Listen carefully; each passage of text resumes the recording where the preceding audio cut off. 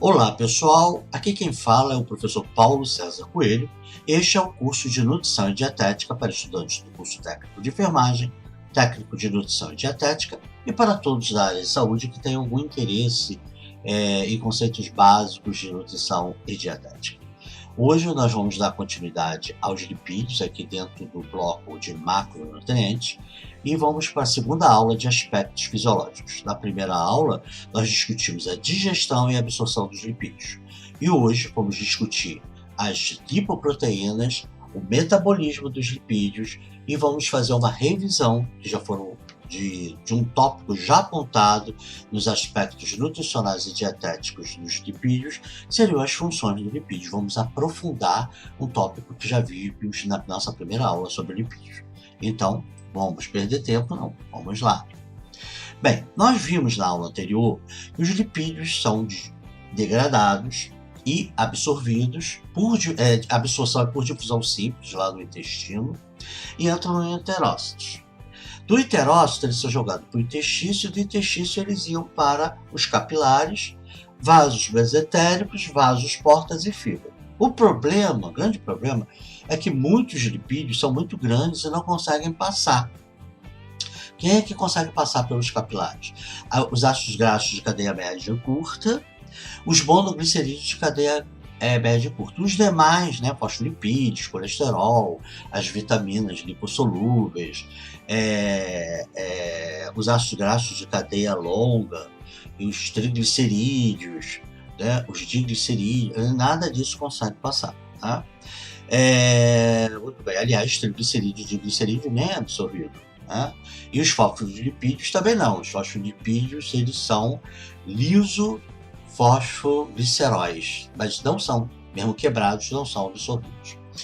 Então, tirando os monoglicerídeos com ácido graxo de cadeia média curta e os ácidos graxos livres de cadeia média curta, os demais, de cadeia longa, longuíssima, eles não conseguiriam passar.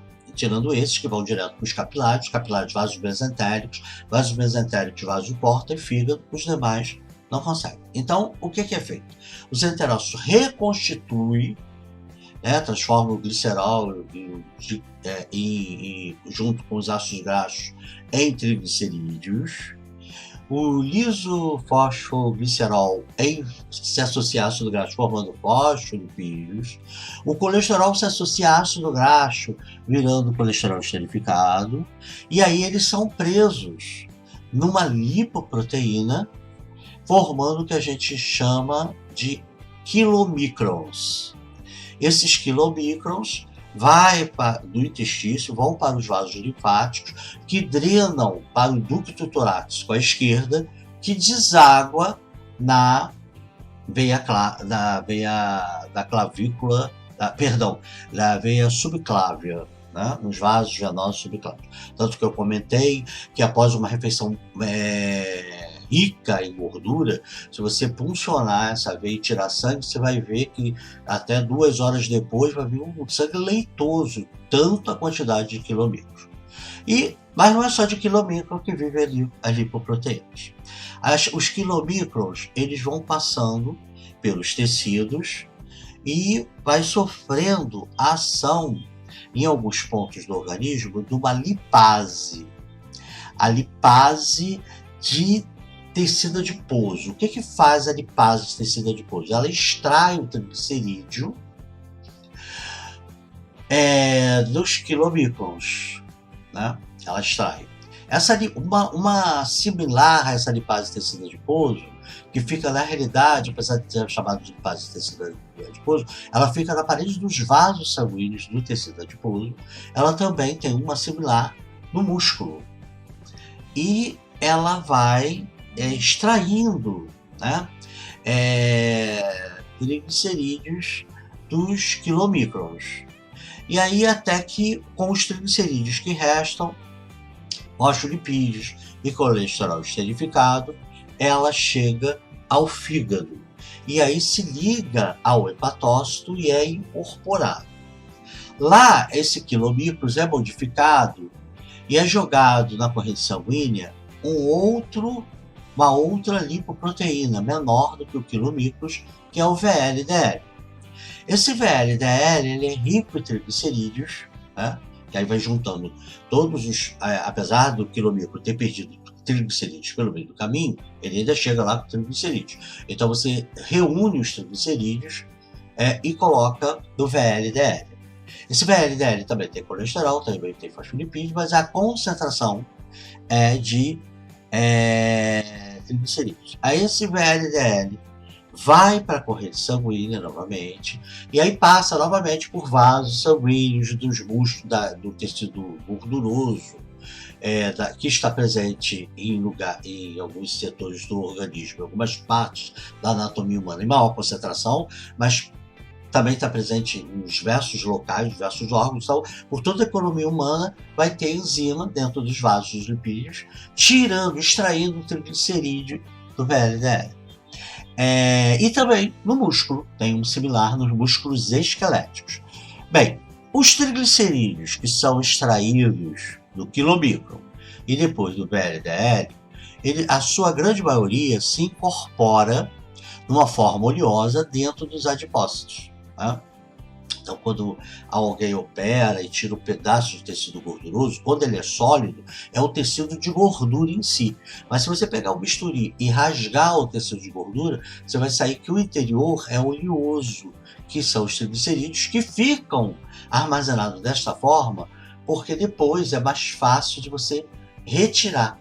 É mais fácil você retirar ele, de extrair, de quebrá-lo no tecido adiposo, quando interessa, no interior do tecido adiposo, ele na forma oleosa, muito mais rápido, mais fácil e mais rápido, do que ele na forma sólida. Então o tecido em si é sólido, mas o interior é líquido. E também aquela lipase correspondente, a lipase do tecido adiposo, que existe no tecido muscular esquelético, também utiliza para pegar triglicerídeos, que é a principal fonte de energia quando o músculo está em repouso.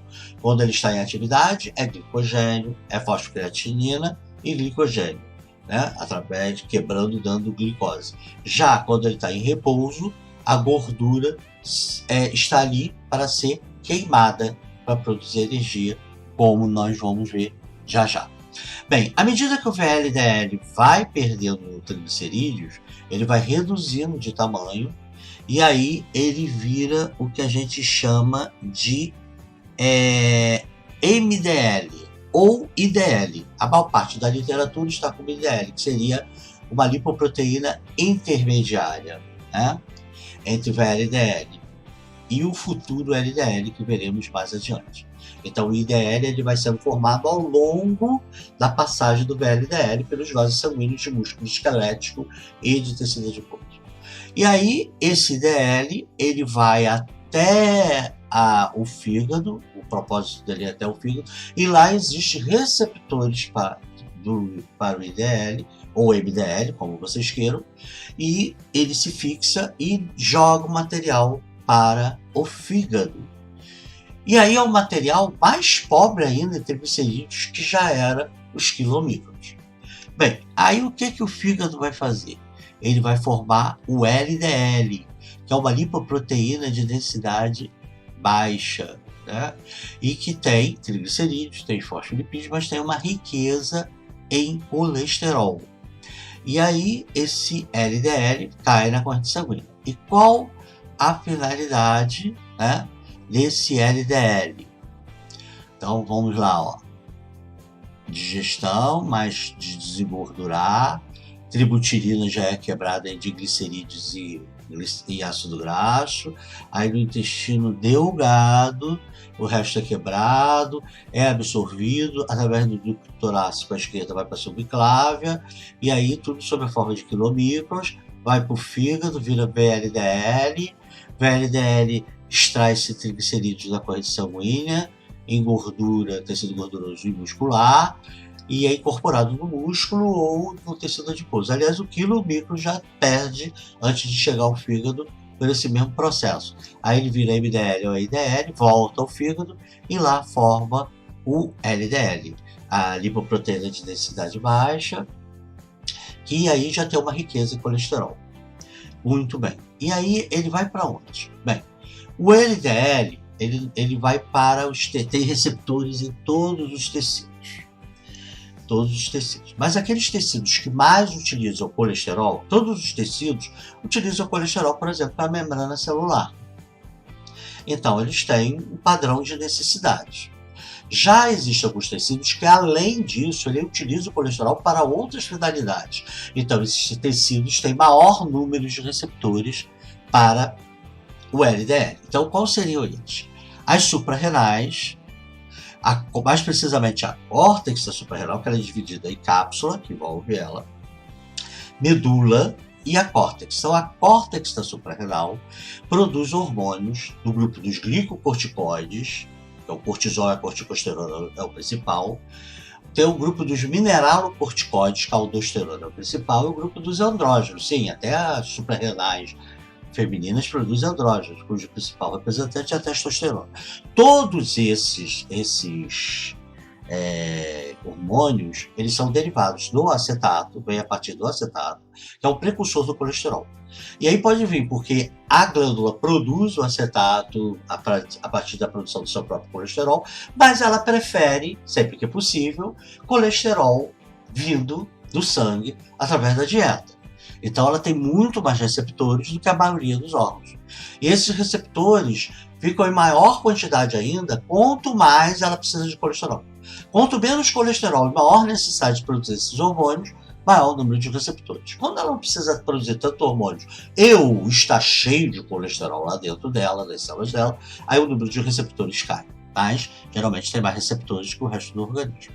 Outros que têm uma grande quantidade de receptores é o próprio fígado. O fígado, ele produz o LDL, joga na corrente sanguínea, mas ele também tem bastante receptores para LDL ali, né? É claro que vai ter que competir com os outros elementos de grande necessidade, mas ele tem mais do que o habitual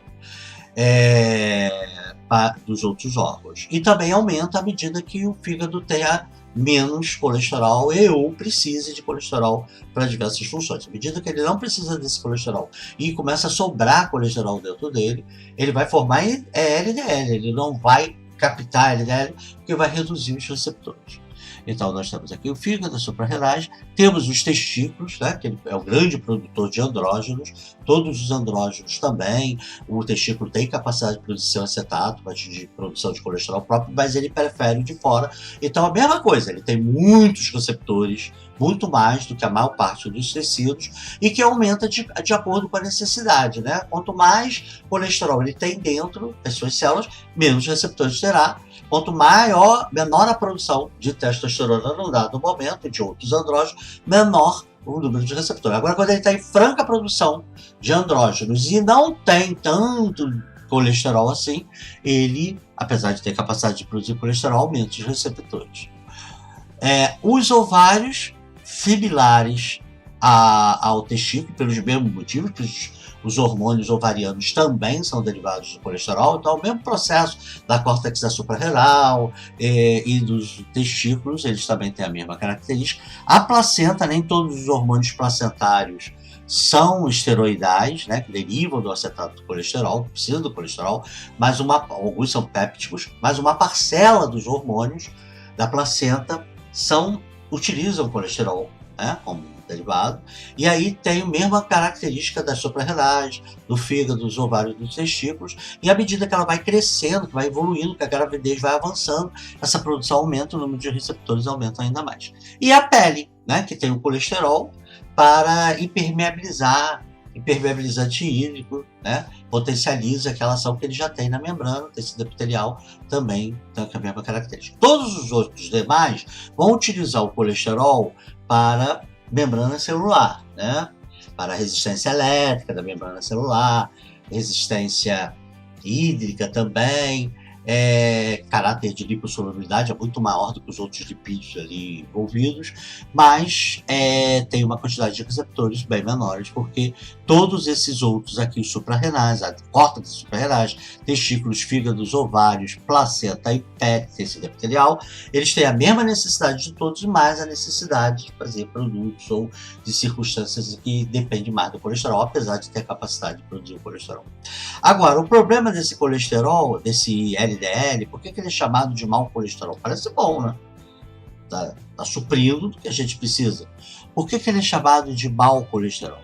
Ele é chamado de mau colesterol porque todas as vezes que a gente tem uma lesão vascular na parede, causada por hipertensão crônica, tabagismo, insulina em excesso, ou glicose em excesso, de maneira a médio e curto prazo, a gente começa a fazer lesões na parede dos vasos.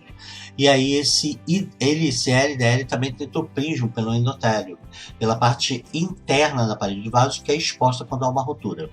E aí ele pode se depositar ali, como a gente já falou lá na cardiovascular, ser oxidado, sofrer reações de oxidação, aí ser incorporado por macrófagos, forma que a gente chama de célula de espuma, e aí começa aqui da base a placa de ateroma, essas células de espuma, que é um macrófago cheio, abarrotado de LDL oxidado, e aí ele pode começar a ser calcificado, depósito de plaquetas e coágulo, e formar ali uma placa que pode se soltar para o membro ou formar uma aterosclerose que vai dar enrijecimento da parede do vaso, aumentando, se for uma grande extensão de vaso, gerando aumento da pressão arterial, podendo gerar isquemia, né, diminuição do fluxo para o sangue que vai adiante, ou pode mesmo até romper o vaso produzindo uma hemorragia, ruptura completa produzindo uma hemorragia. Aí seria a aterosclerose, que é uma das causas da arteriosclerose, que já foi discutida na parte de fisiopatologia, lá do módulo de fisiologia cardiovascular. Tem que ouvir, vá lá para ver. Bem, então, por isso que o LDL é considerado colesterol mau, mas na realidade ele é necessário ele é mau quando você tem uma junção de uma lesão vascular e aí ele começa a ficar mal ali, né? E lesão vascular médio e longo prazo mantidas, né? Aí ele vai começar, e principalmente se ele estiver muito elevado, a chance dele se transformar nessas células de espuma quando é absorvido pelo macrófago aumenta bastante. Bem, agora vimos. E o HDL, né? Que nós temos aqui o HDL. Bem, o LDL, quando ele vai lá para o fígado, levando o colesterol para o fígado, o fígado disputa igual aos outros órgãos, e o fígado só pega o LDL do colesterol que ele está precisando. Como eu falei, se ele está abarrotado de colesterol, não precisa daquele colesterol, pelo contrário, ele vai produzir LDL para cair na corrente sanguínea, não vai incorporar. Então precisou de algo que fizesse uma varredura. Esse algo é uma lipoproteína de alta densidade, o HDL, que é a menor, ela é de alta densidade, mas ela é a menor de todas as lipoproteínas. E essa lipoproteína ela é produzida majoritariamente no fígado, mas também alguns autores que dizem que ela também pode ser produzida no intestino. Mas aí qual é a finalidade dela? É cair na corrente sanguínea, né, e limpar o colesterol. Ela tem triglicerídeos, tem fosfolipídio, tem uma quantidade mínima. A quantidade maior dela, além da parte proteica, é o colesterol. Então ela vai limpando o colesterol e leva para o fígado.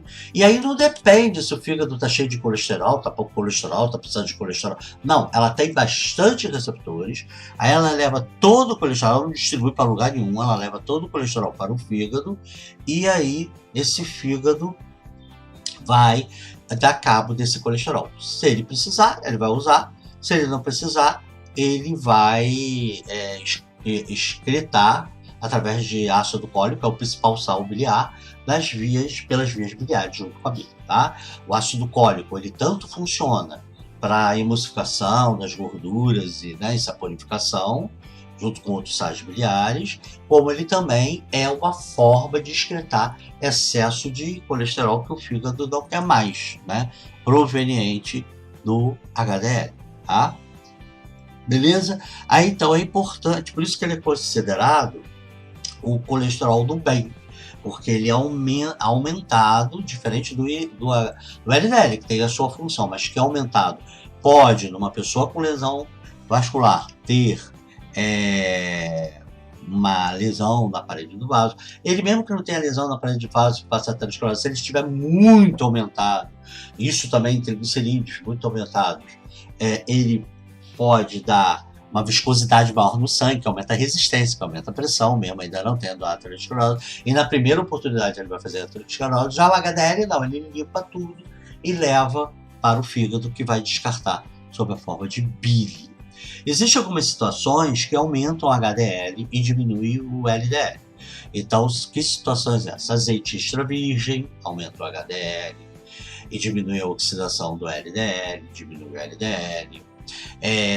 Substâncias antioxidativas presentes no vinho do Porto, nos vinhos tintos em geral, no suco de uva tinta, na cerveja, né, uma parcela das cervejas, nem todas, eles têm a capacidade de aumentar, se consumido regularmente, capacidade de aumentar o HDL e diminuir o LDL. Mas não vale a pena uma pessoa que não tem hábito de consumir bebida alcoólica começar o consumo de bebida alcoólica depois de burro velho, né? Porque o impacto é menor, não tem tanto. Isso daí é para aqueles que já bebem, né? Você tem esse costume de beber moderadamente, não é encher a cara. Pode tomar o vinho, seu vinho tinto, vinho do Porto, vinho tinto de qualquer natureza, algumas das suas cervejas, que estará contribuindo aí um aumento do HDL, diminuição do IDL. Mas não é conveniente a pessoa começar, porque inclusive o impacto será praticamente nenhum pouco. Isso é para quem tinha um hábito, né? E pode substituir por vinho, suco de uva natural, verdadeiro, que você faz na sua casa, ou que existe industrializados, mas aí que tem não um sabor artificial, um cheiro, um aspecto de uva, mas que não tem uva nenhuma ali. Quanto maior o teor da uva, maior mais, lembrando que ele também é calórico, eles estão todos calóricos. Se você tem dislipidemia e tem obeso, né? Mas tem outras situações, por exemplo, andar de domingo a domingo, meia hora, de 20 minutos a meia hora diariamente, num ambiente não poluído, numa dada cadência, andar, correr ou marchar, numa dada cadência com a boca fechada, sem fumar, é algo que aumenta o HDL e o IDL. Aliás, acabar com o hábito de fumo é uma dependência. Tem gente que para de fumar sozinho? Tem, mas é uma minoria. A maioria que para de fumar retorna.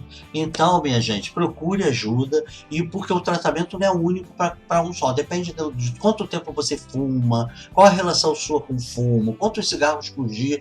Você pode ter tratamentos que é só psicoterapia ou tratamentos com reposição, com antidepressivo. Existe uma gama de tratamento que é individualizado, mas que dão certo e que são necessários, principalmente se você já tem uma dislipidemia. Além de todos os problemas, se você tiver uma dislipidemia e fumar, você tenderá a aumentar o LDL ainda mais e diminuir o HDL. Né? Então, nozes, alimentos, peixes de águas profundas, como a sardinha, o salmão, o bacalhau, o arenque, tudo isso tem elementos antioxidativos que evitam que o LDL, ou reduz a possibilidade do LDL ser oxidado e aí ser incorporado pelos macrófagos, vai dar origem à placa de ateroma. Ele diminui o LDL e aumenta o HDL, né? Também tem uma vida que segura a barra dos estresses, que às vezes é muito difícil, mas a gente tem que aprender. Estresse crônico, agressões emocionais no dia a dia, isso tudo, né? Viver num ambiente não poluído, isso tudo são situações que dão um impacto aí. Bem, agora, aí vocês ficam pensando assim, tudo bem, eu entendi o quilomicrons, né? Depois como ele se transforma em VLDL, MDL, o IDL, o LDL, HDL. Agora, uma curiosidade, e aqueles ácidos graxos de cadeia curta ou média que vão para o vaso sanguíneo lá no intestino? Ou os raros monoglicerídeos que têm esse tipo de ácido graxo, eles conseguem se dissolver e ir até o fígado? Não. Aí eles se ligam a uma proteína inespecífica, mas abundante, a maior quantidade de proteína que nós temos, que é a albumina, e a albumina, eles também podem sofrer incorporação no tecido adiposo, mas a maior parte vai lá para o fígado e também despeja eles no fígado. Então eles não é uma lipoproteína específica, porque ela não é uma proteína específica, ela tem múltiplas funções. Volta e meia, nesse curso de fisiologia aí, vocês viram a albumina aparecendo em vários momentos, né? Então ela tem essa finalidade também.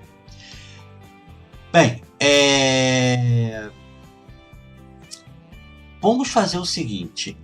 Eu disse que os aspectos fisiológicos seria parte 1 e parte 2. Mas como nós estamos nos estendendo na parte 2 e a parte 1 já foi longa, eu vou dividir essa parte 2 em mais parte 3 e parte 4. Na parte 3, nós vamos discutir o que é lipogênese, quais os hormônios envolvidos, o que se trata. E vamos discutir a lipólise, também quais são os hormônios envolvidos, do que se trata. E vamos discutir as reações químicas, né? De beta-oxidação, de gliconeogênese, cetogênese, ciclo de Krebs, oxidação fosforilativa a partir de lipídios, a cadeia transferidora de elétrons a partir de lipídios, né? Vamos ver o que se trata, quando isso acontece, aí a gente vê com mais calma, um vídeo mais enxuto.